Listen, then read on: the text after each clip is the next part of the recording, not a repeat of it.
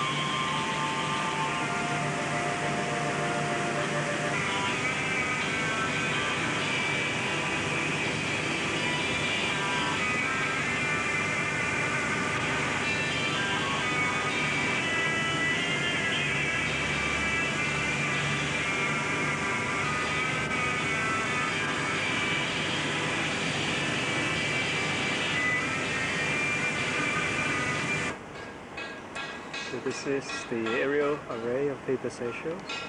You see the feeders going offshore up to a switch house in the middle of the picture. I'll take you up there in a few minutes.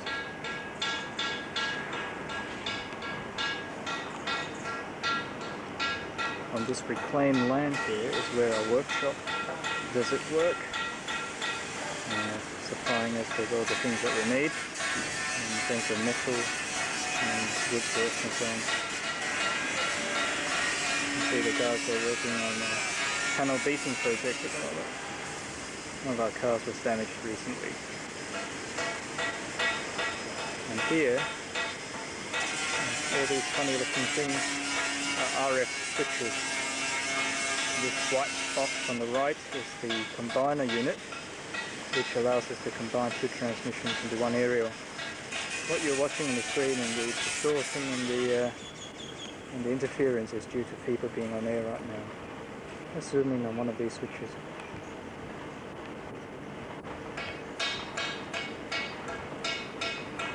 Quite a massive massive number of wires running backwards and forwards, as you can see, which connects the feeders.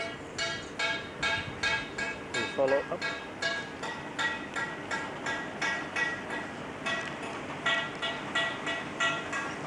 And connects into the transmitters inside the building.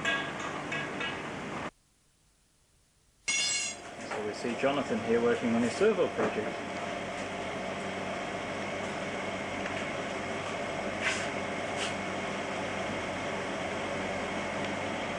And there, putting his feet up on the table, is Charlie Houston, having a bit of a morning tea break. You see Charlie is about to leave on his home assignment, and so you can see that he's in a relaxed state of mind right now. He's looking over some wonderful drawings that he's done in the last few days. There, and over there we have Regina, and she's working at her desk. Hi Regina!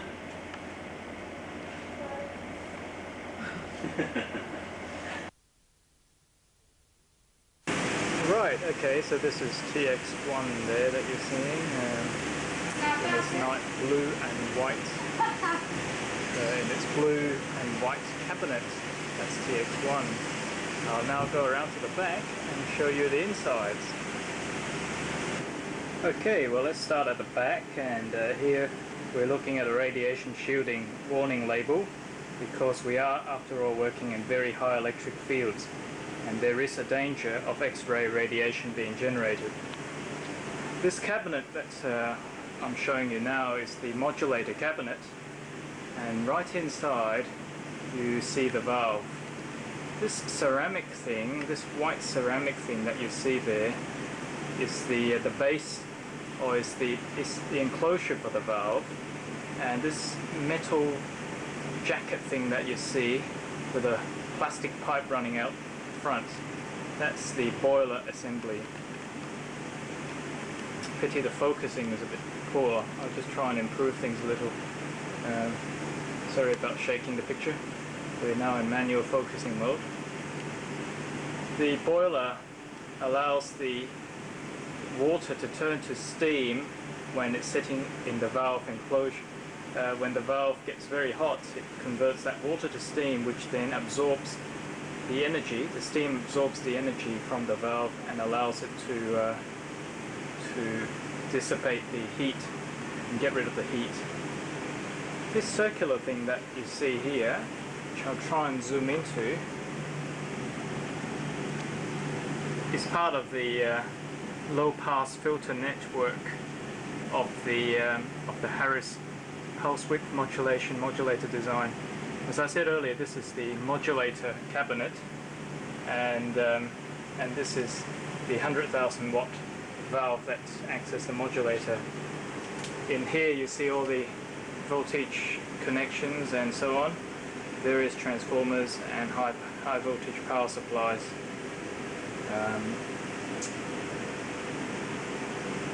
Let's move over to the PA module, PA unit.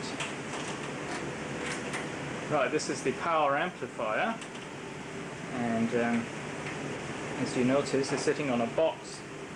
This box is called the ISO box because it is isolated from the ground. As you notice, struggling with focusing again, sorry. This ISO box sits on insulators, and the whole box actually floats at about 30,000 volts, as this warning label says. And this is the power amplifier tube or valve. You can see once again it has a boiler arrangement with a water pipe feeding cold water into it, allowing it to convert to steam prior to absorb all the wasted energy that we don't need. Immediately next to it is what we call the PA coil. This is the tuning coil, which allows us to convert or to tune in to the actual broadcast frequency. The PA valve tunes broadcasts on the frequency that we transmit on, and this coil is the PA tuning coil. One note of interest is the size of the capacitor. This thing here that you see, this behind this white pillar, is a cylindrical looking thing with a white cone shaped front. That's a high voltage capacitor. Earlier on I showed you the feeders that connect the transmitter to the outside world, and you can just see them there going into the outside world. See them going through the hole bit in the back. And these four coil looking things are what we call the balun tuning coils, which allows us to match the power amplifier to the outside world. Once again, if you notice the size of the components, these things are capacitors, once again, variable capacitors. So that's TX2 and TX1, both of them are very similar in design.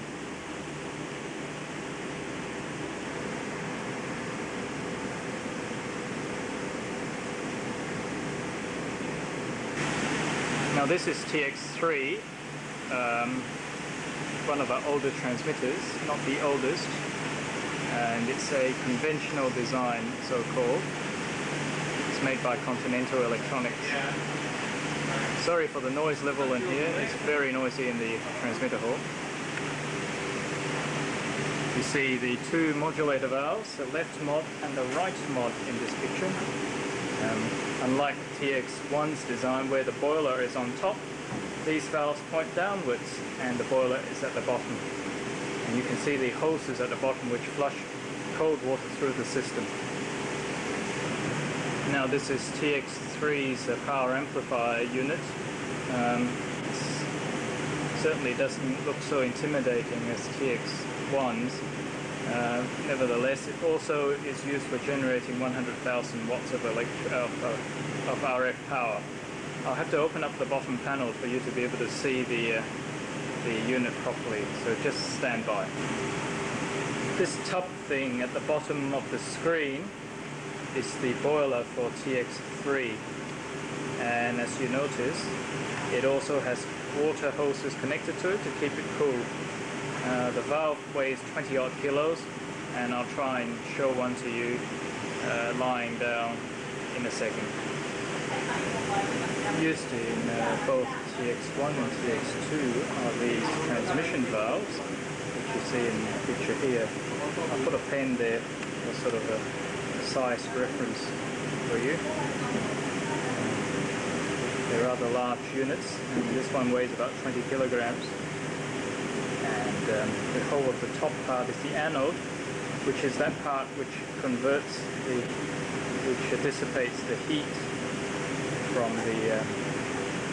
the valve as water comes in contact with it.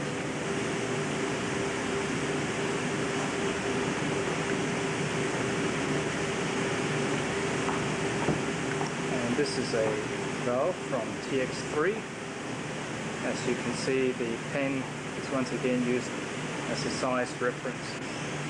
You notice the large metal copper fins at the bottom there.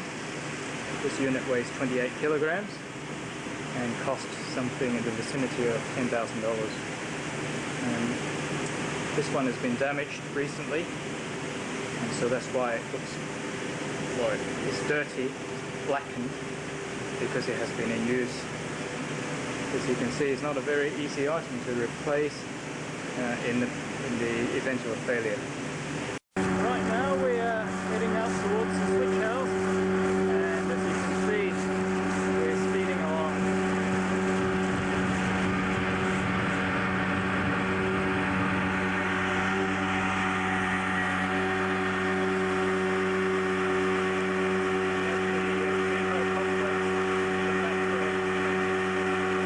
Put it on 2, yes. Staying wrong, calling Jonathan Kim, that's all right.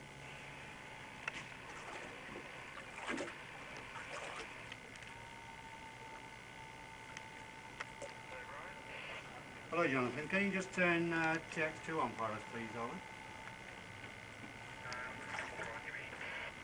Yep.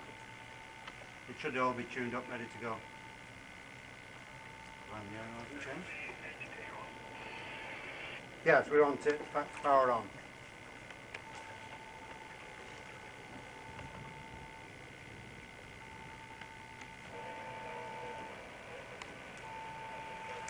Well, that's aerial 1 you're looking at, and then aerial 2, and that's one of the 300-foot masts.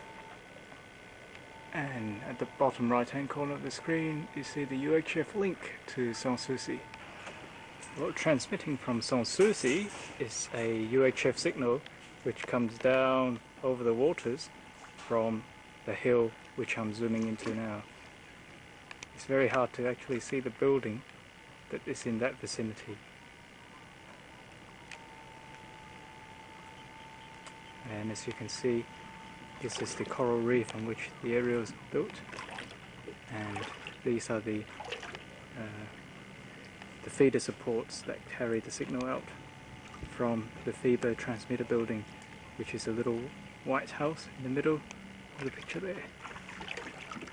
When we've finished, you can turn off transmitter now, but leave its filaments on for broadcast later, please. Okay, over now.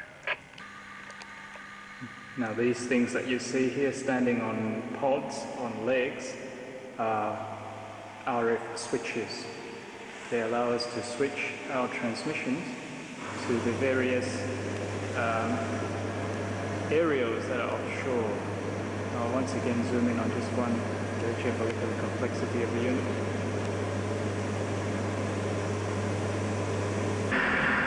Right there in front of us now is Victoria, and you can see a few ships there on the side. And as we pan to the left, you can see the aerial structures. Once again, you see massive numbers of wires hanging everywhere on this coral reef, and strung between the towers are the actual antennas themselves.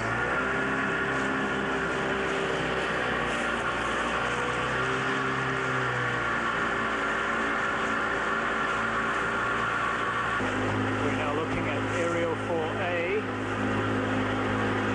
where we had a bit of a problem earlier this year with breakages just about where I'm pointing now.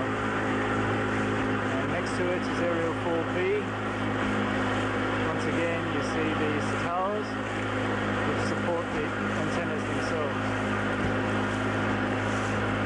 And all over dotted around the platforms are these switches which connect us from the switch house with different aerial combinations that are available.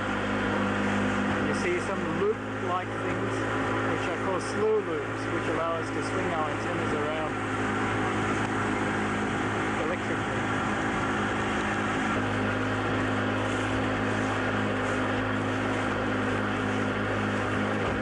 Indeed, it is quite amazing the number of bits of metal that we see out on the coral reef here.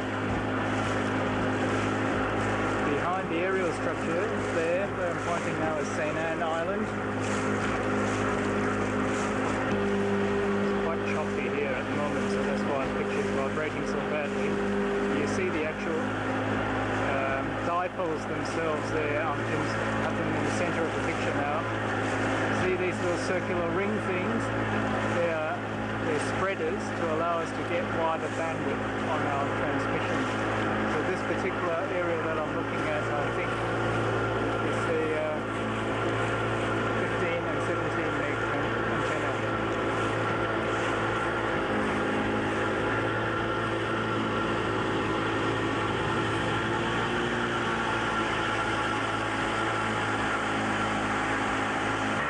So as you can see, FEBA Mahe Seychelle is located on quite pretty surroundings. You can see the transmitter building is in the background there now. And now as we head back towards the transmitter building, you just see the views around.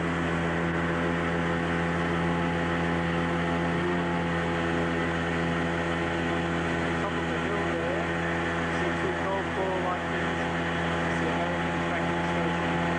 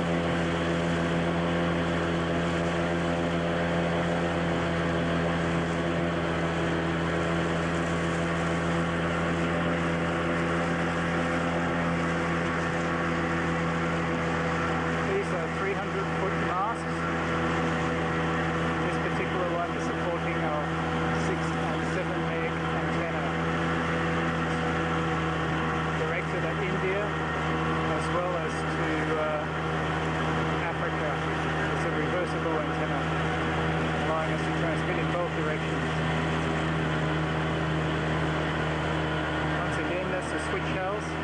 You can see the UHF dish at the top there, which receives the studio signals from Sanssouci. That's up the hill where it's pointing.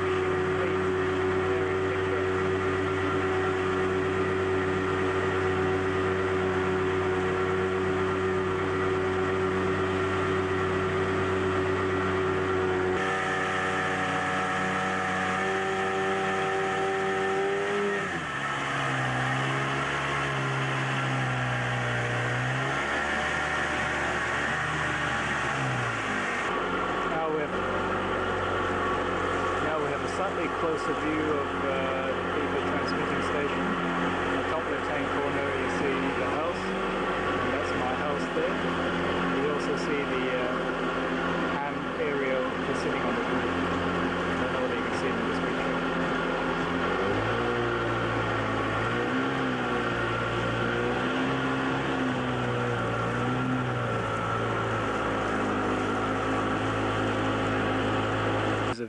This is a view of the feeders looking up towards the Seychelles.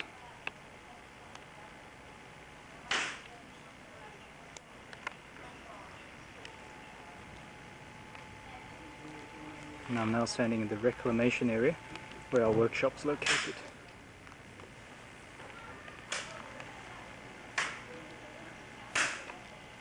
See the vehicle being panel beaten. So there's some of the local staff playing a game over lunchtime.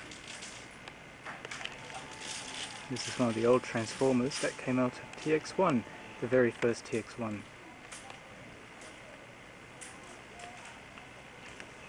There's the transmitter building again.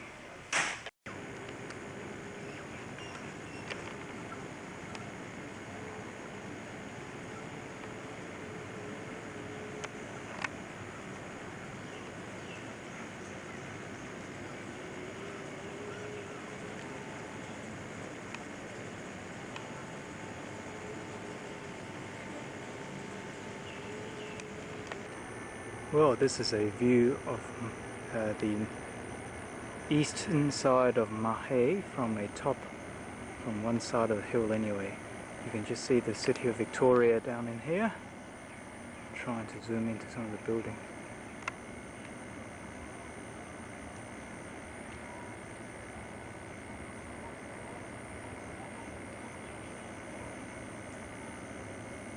You can see the FEBA aerials. Just up there. See the Seychelles? And yes, the other day we looked up from the Seychelles towards the flag on the side of the hill, and this is where we are now. Once again, there's Pralin in the distance, and we can see Saint Anne just in front of us. What we have here is a lot of boats rigged up near the yacht club, and we're coming past the power station, and we're going the reclamation towards the southern end of the island now, and you're just looking at the edge of that. Earlier I showed you Trafrae, and this is Trafrae from another angle, looking up at it, and the sun is setting behind it. And you can just see my car there in the midst of all these trees. This is a sort of a public garden, a bit messy. Well, this is the newsroom where we collect the news. You can see the two machines there sitting on the bench, the two teleprinters which collect the Reuters information from Reuters, of course. But most importantly, what I want to show you is the news computer. And this is it, and we've got another 3.5 minutes before the news comes through. Hopefully I'll be able to capture it all on video for you, if it works. It's just coming up to 6 PM local time. In a few seconds the computer should dial.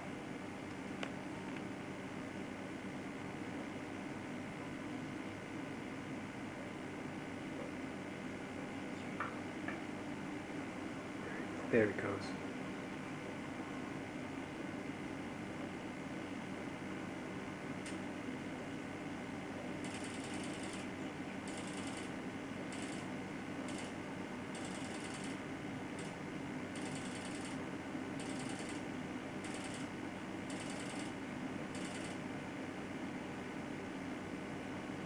And now we wait up to 25 seconds to find out whether connection is successful.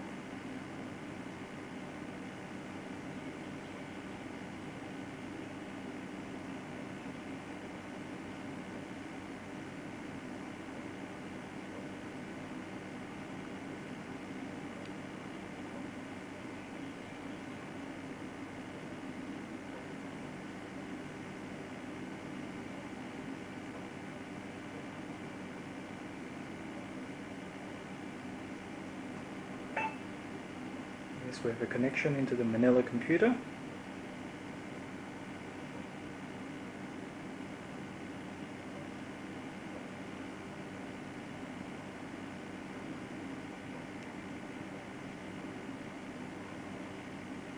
here it comes.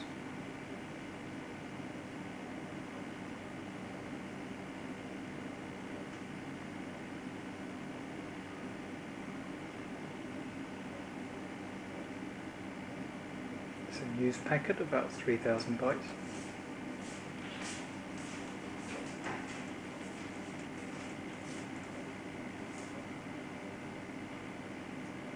And I'm joined in the room by Jeff Martin, it seems.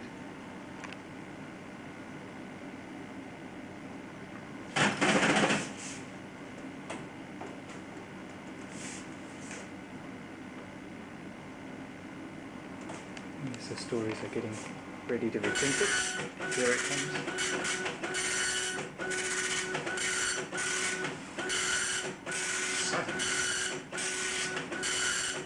It's actually working today, Jeff. Really riveting video.